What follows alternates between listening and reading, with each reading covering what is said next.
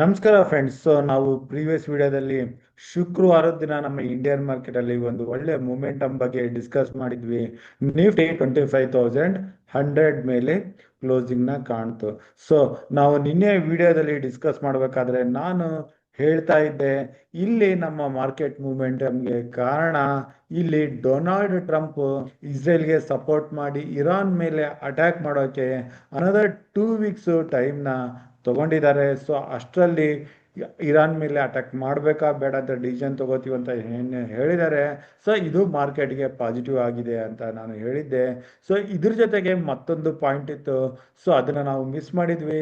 So ಅದು ಏನಂತಂದ್ರೆ, previous day ಅದು RBI ಕಡೆಯಿಂದ ಒಂದು ಹೊಸ ಅನೌನ್ಸ್ಮೆಂಟ್ ಬಂದಿತ್ತು. ಅದು NBFC ಹಾಗೂ ಬ್ಯಾಂಕ್ಸ್ಗಳಿಗೆ ಸ್ವಲ್ಪ ಪಾಸಿಟಿವ್ ಆಗಿತ್ತು.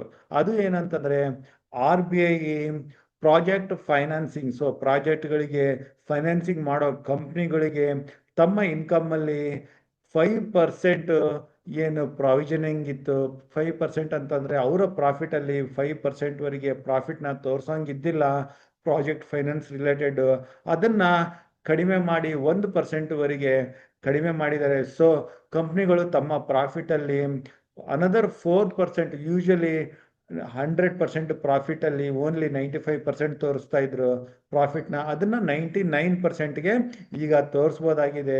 ಸೊ ಇದನ್ನ ಮಾರ್ಕೆಟ್ ಇಷ್ಟಪಟ್ಟು NBFCಗಳು, ಅದರಲ್ಲಿ ಮೇನಾಗಿ ಪಬ್ಲಿಕ್ ಸೆಕ್ಟರ್ NBFCಗಳಿಗೆ ಇಲ್ಲಿ ಮೂಮೆಂಟಮ್ನ ನಾವು ಮಾರ್ಕೆಟಲ್ಲಿ ನೋಡಿದ್ವಿ. ಈವನ್ ಫೈನಾನ್ಷಿಯಲ್ ಸೆಕ್ಟರ್ಗೆ ಇದು ಪಾಸಿಟಿವ್ ಆಗಿತ್ತು. ಸೊ ಇದ್ರ ಜೊತೆಗೆ ನಮ್ಮ ಇಂಡಿಯನ್ ಮಾರ್ಕೆಟ್ ಕ್ಲೋಸ್ ಆದಮೇಲೆ ಇಲ್ಲಿ ಸ್ವಲ್ಪ ನೆಗೆಟಿವ್ ಮೂಮೆಂಟಮ್ US ಮಾರ್ಕೆಟಲ್ಲಿ ಬಂತು. ಅದಕ್ಕೆ ಕಾರಣ ಅಂತಂದರೆ, ನಾವು ಹುಡುಕಿದಾಗ ಸಿಕ್ಕಿರೋದು ಇಲ್ಲಿ Accenture result. Accenture world number 1 IT company, US top company. ಇದರಲ್ಲಿ ಆಕ್ಸೆಂಚರ್ ರಿಸಲ್ಟ್ ಬಂದಮೇಲೆ ಆಕ್ಸೆಂಚರ್ ಮ್ಯಾನೇಜ್ಮೆಂಟ್ ಅವರ ಕಮೆಂಟ್ರಿನಲ್ಲಿ ಹೇಳಿದ್ದು, ಈಗ ಏನು ಓವರ್ ಆಲ್ ಗ್ಲೋಬಲ್ ಮಾರ್ಕೆಟಲ್ಲಿ ಅನ್ಸರ್ಟನಿಟಿ ಕಾರಣ ಬುಕ್ಕಿಂಗು ಓವರ್ ಶಾಡೋ ಆಗೋದಿದೆ, ಕಮ್ಮಿಂಗ್ ಕ್ವಾರ್ಟರ್ಗಳಲ್ಲಿ ಪ್ರಾಫಿಟ್ ಸ್ವಲ್ಪ ಕಡಿಮೆ ಆಗ್ಬೋದು ಅಂತ ಏನು ಹೇಳಿದ್ರು. ಸೊ ಅದಕ್ಕಾಗಿ ಆಕ್ಸೆಂಚರ್ ಸ್ಟಾಕಲ್ಲಿ ನಿಯರ್ 11% ಕರೆಕ್ಷನ್ ಬಂದಿತ್ತು US ಮಾರ್ಕೆಟ್ ಅವರ್ಸ್ ಅಲ್ಲಿ. ಅಲ್ಲಿಂದ ರಿಕವರಿ ಕಂಡ್ರೆ ಕೂಡ ಆ ರಿಕವರಿ ಸಸ್ಟೈನ್ ಆಗದೆ ಎಂಡ್ ಆಫ್ ದ ಡೇ 6.68% ಅಷ್ಟು ಆಕ್ಸೆಂಚರ್ ನೆಗೆಟಿವ್ ಅಲ್ಲಿ ಕ್ಲೋಸ್ ಆಯಿತು. ಸೊ ಇಲ್ಲಿ ಆಕ್ಸೆಂಚರ್ ನೆಗೆಟಿವ್ ಅಲ್ಲಿ ಕ್ಲೋಸ್ ಆಗಿದ್ದಕ್ಕೆ ಇಲ್ಲಿ ನಾವು ನಾಸ್ಡಾಕ್ ಇಂಡೆಕ್ಸ್ ನ ನೋಡಿದ್ರೆ ಇಲ್ಲಿ ಕೂಡ ಕರೆಕ್ಷನ್ ನೋಡಿದ್ವಿ. ಸೊ ಅದಕ್ಕಾಗಿ ಇಲ್ಲಿ ನಮಗೆ ಇಂಡಿಯನ್ ಮಾರ್ಕೆಟ್ ಅಲ್ಲಿ ಕೂಡ IT ಕಂಪ್ನಿಗಳಿಗೆ ಇದು ನೆಗೆಟಿವ್ ಆಗೋ ಚಾನ್ಸಸ್ ಇದೆ. ಸೊ ಇಲ್ಲಿ ನಾಸ್ಡಾಕ್ ಇಂಡೆಕ್ಸ್ ನೆಗೆಟಿವ್ ಆಗಿ ಕ್ಲೋಸ್ ಆಗ್ತಿದ್ದಂಗೆ ನಮ್ಮ ಇಂಡಿಯಾ ಕಂಪ್ನಿಗಳು ಯಾವುದು US ಅಲ್ಲಿ ಲಿಸ್ಟೆಡ್ ಆಗಿದ್ದಾವೆ ಅವುಗಳ ಪರ್ಫಾರ್ಮೆನ್ಸ್ ಹೇಗಿತ್ತು ಅಂತ ನೋಡಿದ್ರೆ, ಇಲ್ಲಿ ಇನ್ಫೋಸಿಸ್ ADR ನ ನೀವು ನೋಡ್ಬೋದು, 4% ಅಷ್ಟು ನೆಗೆಟಿವ್ ಅಲ್ಲಿ ಕ್ಲೋಸ್ ಆಗಿದೆ. ಸೊ ಇದು ಸ್ವಲ್ಪ ನೆಗೆಟಿವ್ ಆಗಿರುತ್ತೆ. ಇದನ್ನ ಬಿಟ್ಟರೆ ನಾವು ವಿಪ್ರೋನಲ್ಲಿ ನೋಡಿದ್ರೆ, ವಿಪ್ರೋನಲ್ಲಿ ಓನ್ಲಿ 0.34% ನೆಗೆಟಿವ್ ಅಲ್ಲಿ ವಿಪ್ರೋ ಕ್ಲೋಸ್ ಆಗಿದೆ. ಅದನ್ನ ಬಿಟ್ಟರೆ ನಾವು ಮೇನ್ ಆಗಿ ನಮ್ಮ ಇತರ ಬ್ಯಾಂಕಿಂಗ್ ಸೆಕ್ಟರ್ಗಳನ್ನ ನೋಡಿದ್ರೆ, ಆಕ್ಸಿಸ್ ಬ್ಯಾಂಕ್ ಇದು ಪಾಸಿಟಿವ್ ಅಲ್ಲಿ ಕ್ಲೋಸ್ ಆಗಿದೆ. HDFC ಬ್ಯಾಂಕ್ ADR ಇದು ಕೂಡ 0.30% ಪಾಸಿಟಿವ್ ಅಲ್ಲಿ ಕ್ಲೋಸ್ ಆಗಿದೆ. ICICI ಬ್ಯಾಂಕ್ ADR 0.24% ನೆಗೆಟಿವ್ ಅಲ್ಲಿ ಕ್ಲೋಸ್ ಆಗಿದೆ. ಸೊ ಮೇನ್ ಆಗಿ ಇನ್ಫೋಸಿಸ್ ADR 4% ನೆಗೆಟಿವ್ ಆಗಿರೋದನ್ನ ನಾವು ಇಲ್ಲಿ ನೋಡ್ತಾ ಇದ್ದೀವಿ. ಸೊ ಇದನ್ನ ಕನ್ಸಿಡರ್ ಮಾಡಿ ನಾವು ನಮ್ಮ ಗಿಫ್ಟ್ ನಿಫ್ಟಿ ಮೂಮೆಂಟಮ್ ಹೇಗಿತ್ತು ಅಂತ ನೋಡೋದಾದ್ರೆ, ಸೊ ನಿಮ್ಗೆಲ್ಲ ಗೊತ್ತಿದೆ, ಗಿಫ್ಟ್ ನಿಫ್ಟಿ ನಮ್ಮ ನಿಫ್ಟಿ ಫ್ಯೂಚರ್ ಅಂತಾನೆ ಕನ್ಸಿಡರ್ ಮಾಡ್ತೀವಿ. ಅದು 0.43% ನೆಗೆಟಿವ್ ಅಲ್ಲಿ ಕ್ಲೋಸ್ ಆಗಿದೆ. ಸೊ 107 ಪಾಯಿಂಟ್ಸ್ ಅಷ್ಟು ಗಿಫ್ಟ್ ನಿಫ್ಟಿ ಕ್ಲೋಸಿಂಗು 25,022 ಹತ್ರ ಬರ್ತಾ ಇದೆ. ಸೊ ಗಿಫ್ಟ್ ನಿಫ್ಟಿ ನಮ್ಮ ಇಂಡಿಯನ್ ಮಾರ್ಕೆಟ್ ಕ್ಲೋಸ್ ಆಗೋ ಸಮಯದಲ್ಲಿ ಶುಕ್ರವಾರದ ದಿನ ಇದರ ಲೆವೆಲ್ ಇದ್ದಿದ್ದು ಇಲ್ಲಿ 25,125 ಹತ್ರ. ಸೊ ಅಲ್ಲಿಂದ 25,022 ಹತ್ರ ಏನು ಕ್ಲೋಸ್ ಆಗಿದೆ. ಅಲ್ಲಿಂದ ಈಗ ನಾವು ಸೋಮವಾರ ಮಾರ್ಕೆಟ್ ಓಪನ್ ಆದಾಗ ಮೇ ಬಿ ನಿಫ್ಟಿ 25,100 ಹತ್ರ ಏನು ಓಪನ್ ಆಗಿದೆ, ಇದು 25,000 ನಿಯರ್ ಇಲ್ಲಿ ಓಪನ್ ಆಗೋ ಚಾನ್ಸಸ್ ಇರುತ್ತೆ. ಸೊ 25,000 ಹತ್ರ ಓಪನ್ ಆದ್ಮೇಲೆ ಇನ್ನಷ್ಟು ಕರೆಕ್ಷನ್ ಬರುತ್ತಾ ಅಂತಂದ್ರೆ, ಸೊ ನನಗೆ ಮೇ ಬಿ ಬರ್ಬೋದು. ಇಲ್ಲಿ ನಮಗೆ ಅಗೇನು 24,900 ಸಪೋರ್ಟ್ ಆಗಿರುತ್ತೆ, ನಾವು ಪ್ರೀವಿಯಸ್ ವಿಡಿಯೋದಲ್ಲಿ ಕೂಡ ನೋಡಿದ್ವಿ. So Nifty 24,900 10 day moving average. So ಅಲ್ಲಿವರೆಗೆ ನಾವು ನಿಫ್ಟಿನಲ್ಲಿ ಪಾಸಿಟಿವ್ ಆಗೇ ಇರ್ಬೋದು.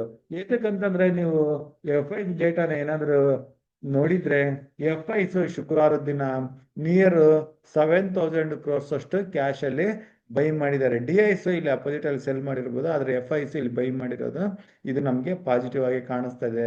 ಈವನ್ ಆರ್ ಬಿ ಐ ಕಡೆಯಿಂದ ಬಂದಿರೋ ಅನೌನ್ಸ್ಮೆಂಟ್ ನಮಗೆ ಸದ್ಯಕ್ಕೆ ಪಾಸಿಟಿವ್ ಆಗಿ ಕಾಣಿಸ್ತಾ ಇದೆ. ಸೊ ಹಾಗಾಗಿ ನಾವು ನಿಫ್ಟಿನಲ್ಲಿ ನಿಫ್ಟಿ 24,900 ಮೇಲೆ ಇರೋವರೆಗೂ ನಾವು ಪಾಸಿಟಿವ್ ಆಗಿ ಇರ್ಬೋದು. ನಿಫ್ಟಿ 24,900 ಕೆಳಗಡೆ ಸ್ಲಿಪ್ ಆಯ್ತು ಅಂತಂದ್ರೆ ಆಗ ಇನ್ನಷ್ಟು ಪ್ರಾಫಿಟ್ ಬುಕ್ಕಿಂಗ್ ಬರೋ ಚಾನ್ಸಸ್ ಇರುತ್ತೆ. ಸೊ 24,900 ವರೆಗೆ ಯಾವುದೇ ಡಿಪ್ಪಲ್ಲಿ ನಾವು ಕಾಲಲ್ಲಿ ಪೊಸಿಷನ್ ತಗೋಬಹುದು.